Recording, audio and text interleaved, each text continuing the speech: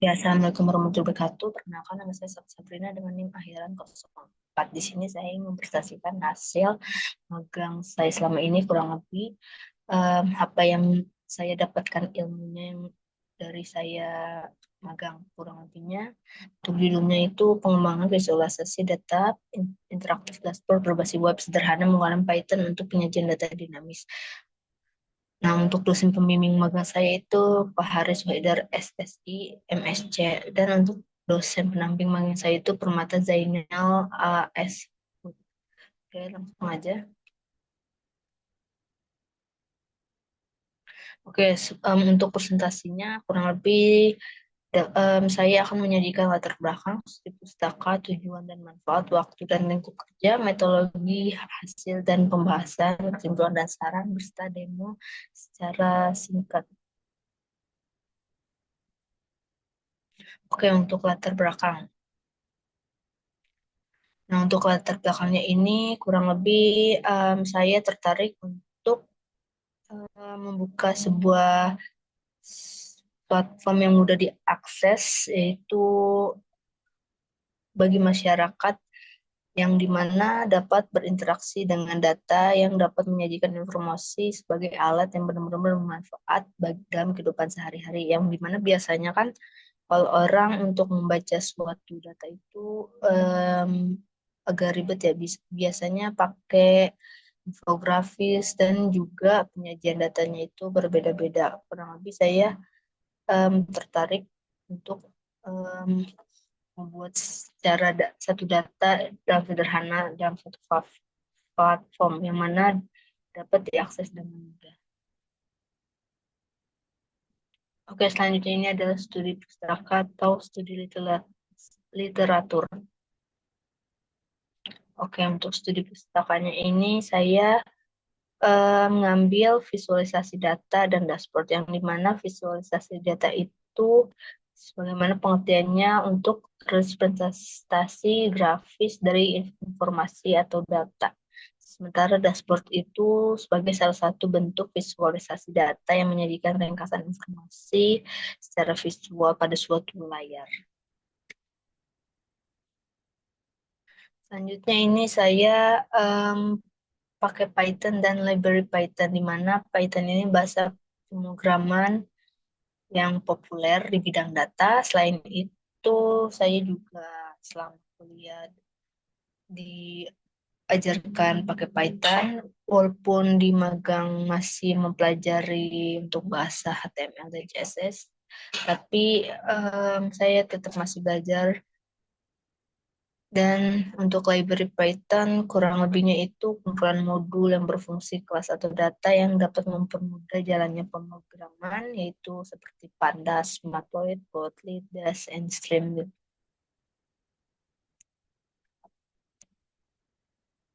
Selanjutnya ada tujuan dan manfaat. Untuk tujuan dan manfaat, kurang lebih untuk membangun sebuah platform web yang berfokus menyediakan informasi harian penting bagi publik secara interaktif dan mudah dipahami, lalu membuat platform yang dapat diakses dari perangkat apapun melalui browser web dan menciptakan interface yang intuitif dan mudah digunakan oleh semua kalangan. Membuat platform yang dapat diakses dari berbagai perangkat apapun melalui browser sehingga akses menjadi mudah. Untuk manfaatnya, menjadikan akses mudah dan ramah bagi pengguna, membuat data kompleks yang menjadi responsi visual yang mudah dipahami, dan menjadikan kesejahteraan informasi yang jelas dan relevan secara langsung, memperdaya individu untuk membuat keputusan yang lebih transformatif dalam kehidupan sehari-hari. Nah, untuk waktu dan lingkup kerja,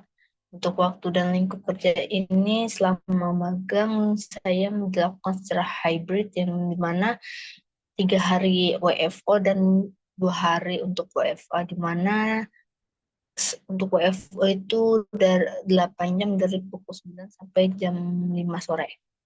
Dan ini adalah kegiatan saya selama kurang lebih 3 sampai 4 bulanan.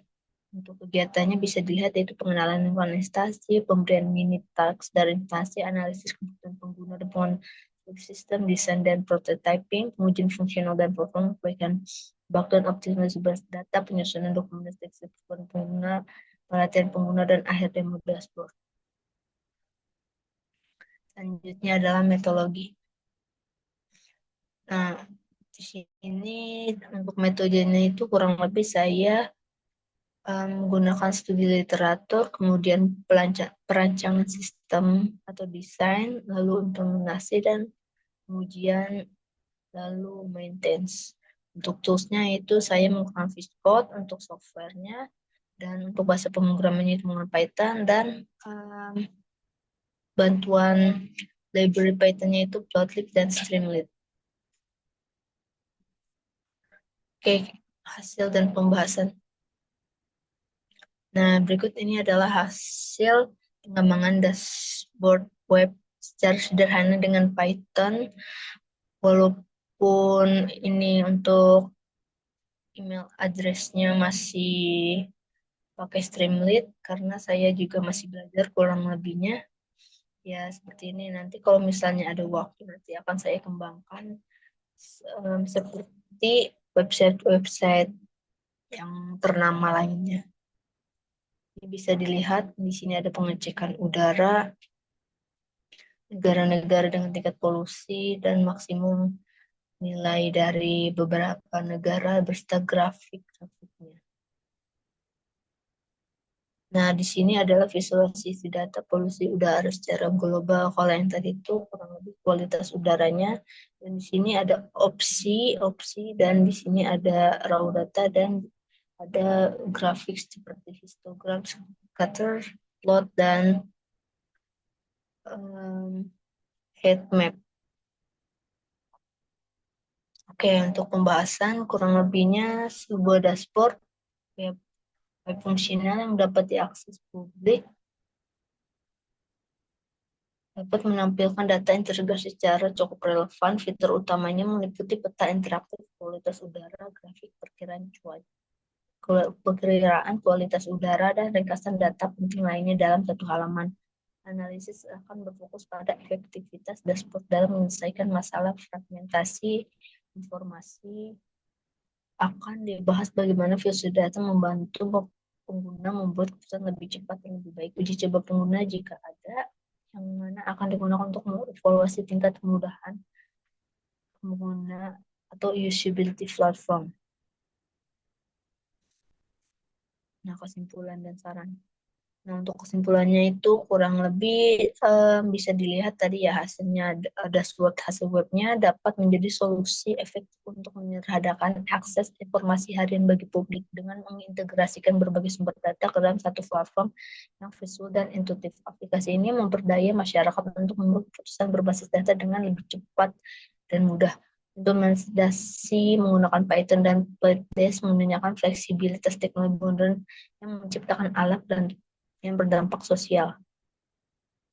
Nah, untuk sarannya kurang lebihnya saya juga membuat beberapa kekurangan selama pengembangan itu karena masih baru tahap coba-coba, dan juga ilmunya baru ada saat magang, jadi kurang lebih mengejar, tapi walaupun belum maksimal, saya sudah mengusahakan yang terbaik. Nah, berikut adalah sarannya.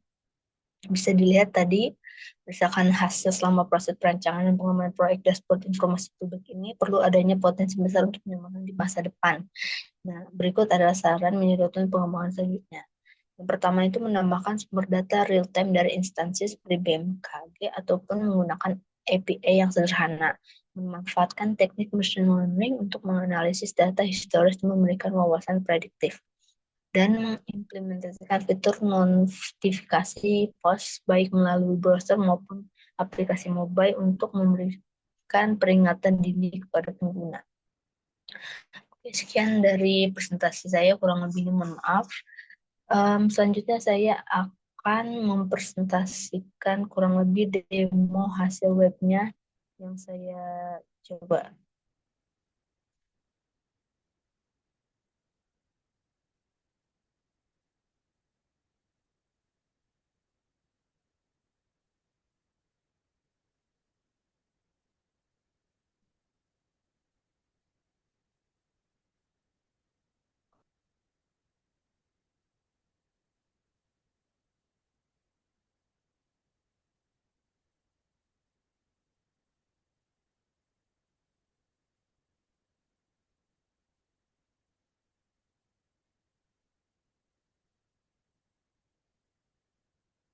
Oke, ini bisa dilihat masih banyak kekurangan.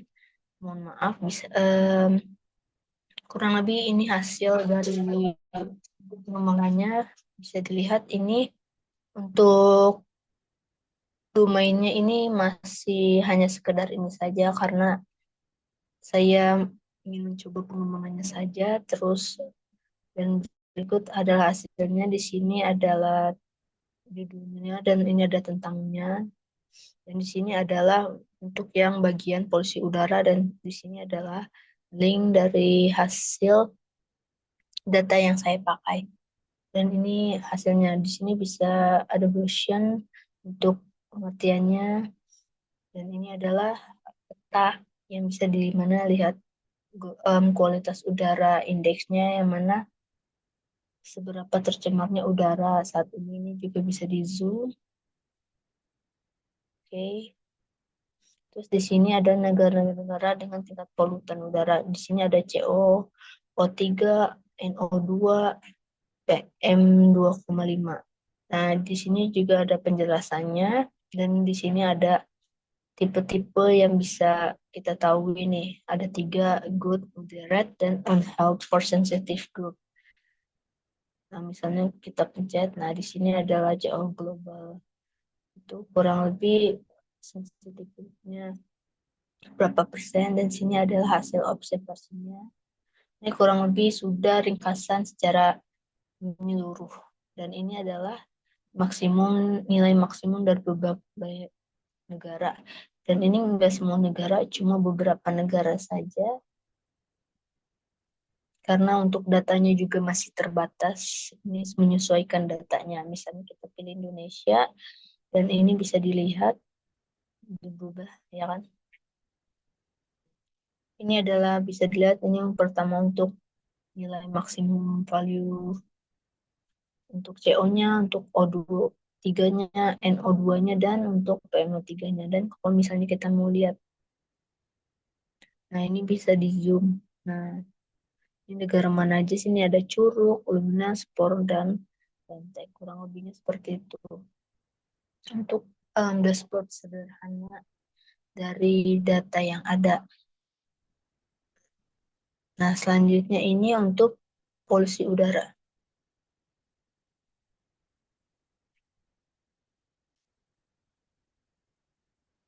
Oke, ini untuk data polusi udaranya ini terdapat data raw-nya, histogram, scatter plot, dan correlation heat map. Yang di sini tidak bisa diubah sama ini karena hanya biar kita tahu nih sesuai datanya aja kayak gimana.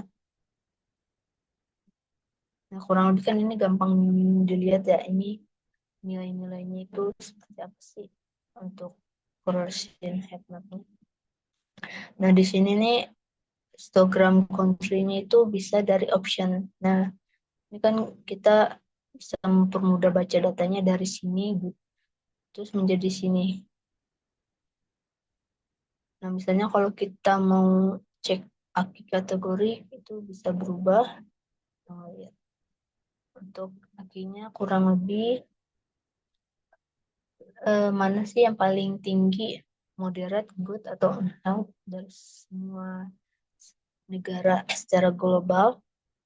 Dan ini bisa dilihat ini adalah plot X axis dan ini ada plot Y axis. Nah, ini jangan sampai keliru.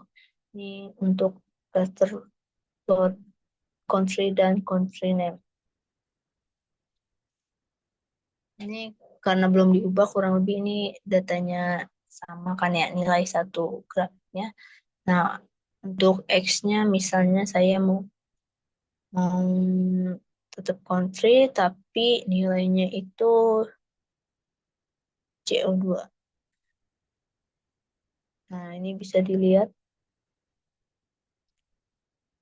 Sorry, terbalik.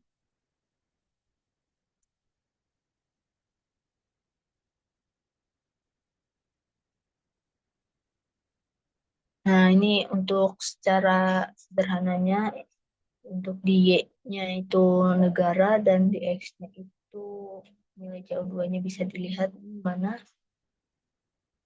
negara yang CO2-nya itu yang cukup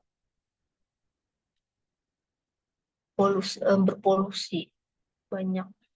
Bisa dilihat nih, hmm, Somalia kurang lebih seperti itu.